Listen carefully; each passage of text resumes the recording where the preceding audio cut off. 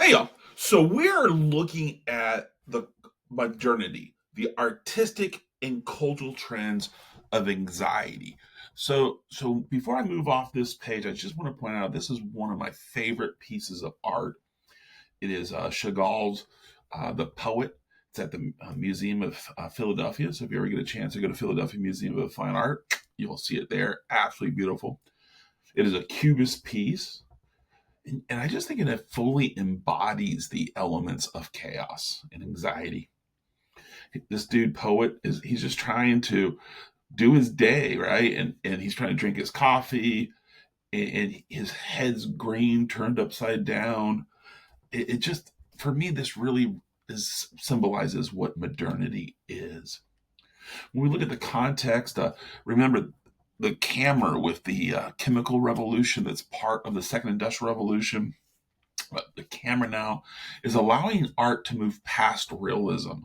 And when I think of the last real realistic artists of Mallet and Courbet, they're painting at the time of the camera. So now we're going to go in the 1870s, and the artist now wants you to encounter art, encounter the reality, rather than just being passive. The artist wants you to engage with what are you seeing here. The artistic patterns reflected the intellectual trends of chaos and hopelessness.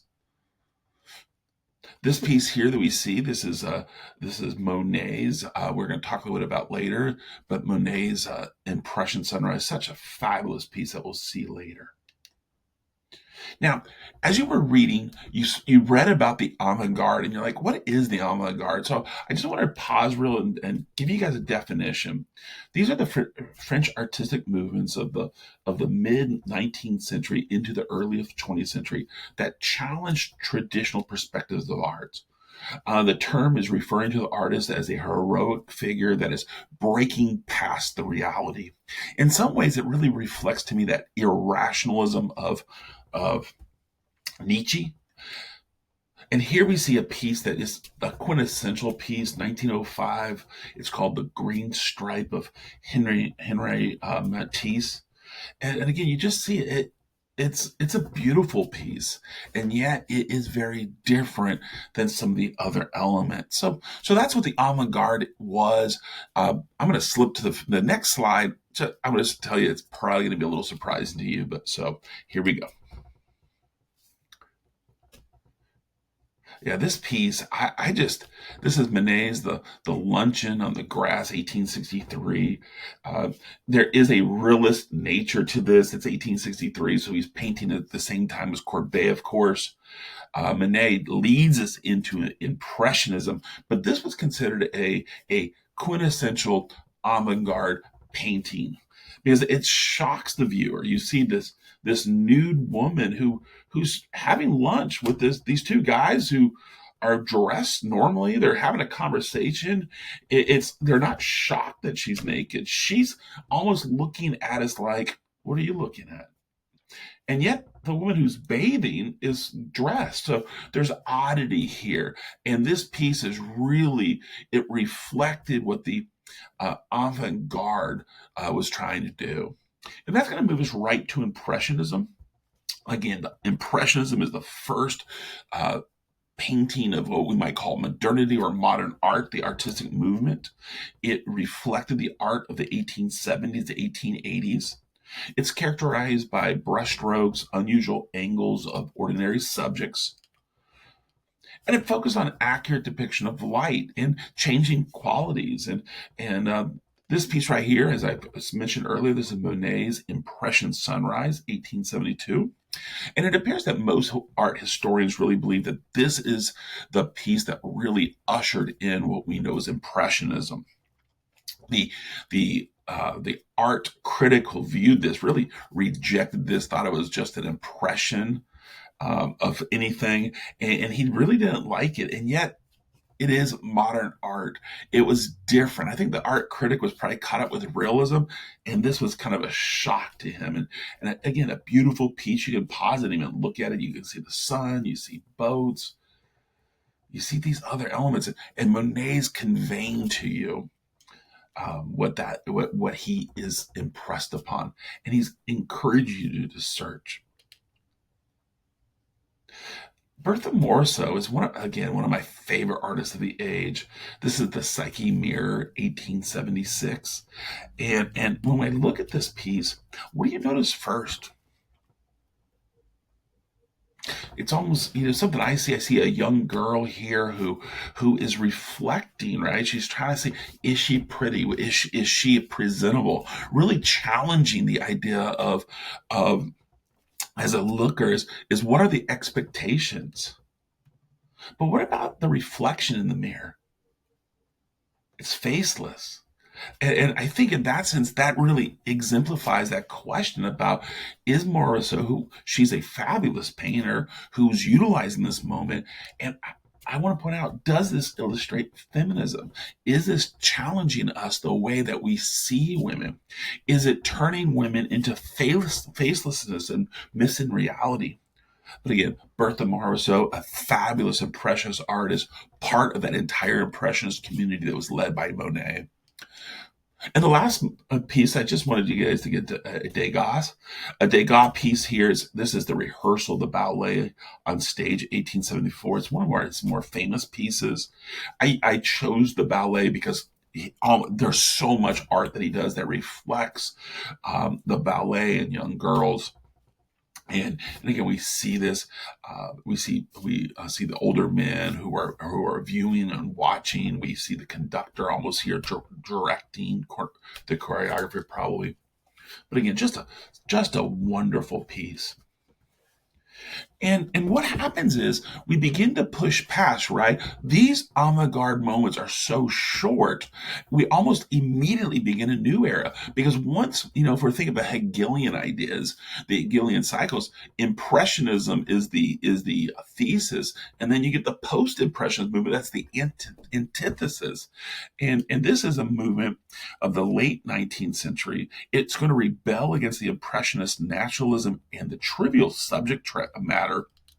And this is for me probably the quintessential piece. This is the Starry Night, 1889. You can actually view this at the Museum of Modern Art in New York City if you ever get a chance to.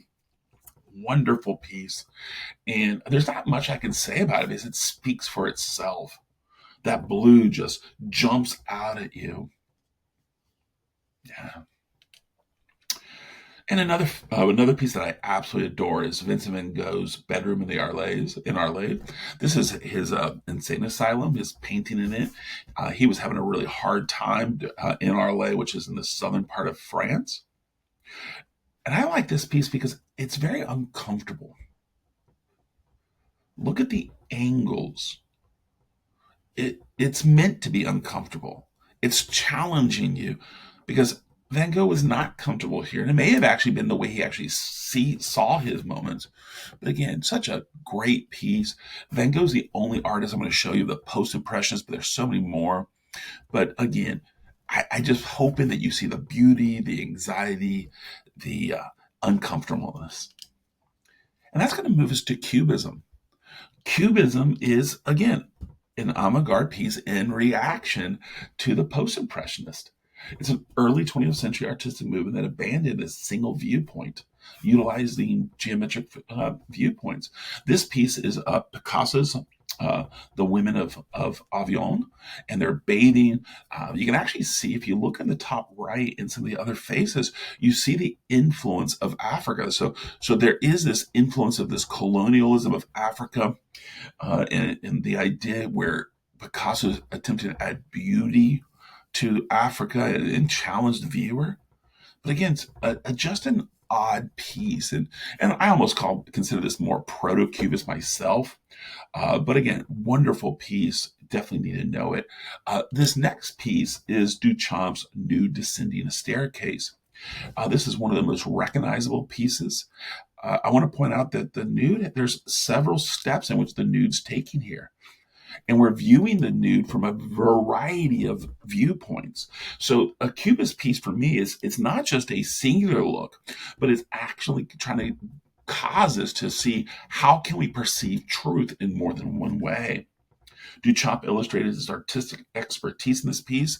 And the reason I want you to know this specific piece is we're going to show you something else later in the artistic movement. And again, this is the This is the nude.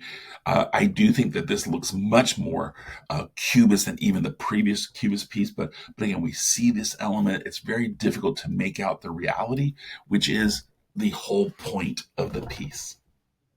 That's going to lead us to futurism. Futurism is it's a culture movement in both art and literature that sought to romanticize modernity and dismiss the burdens of the past.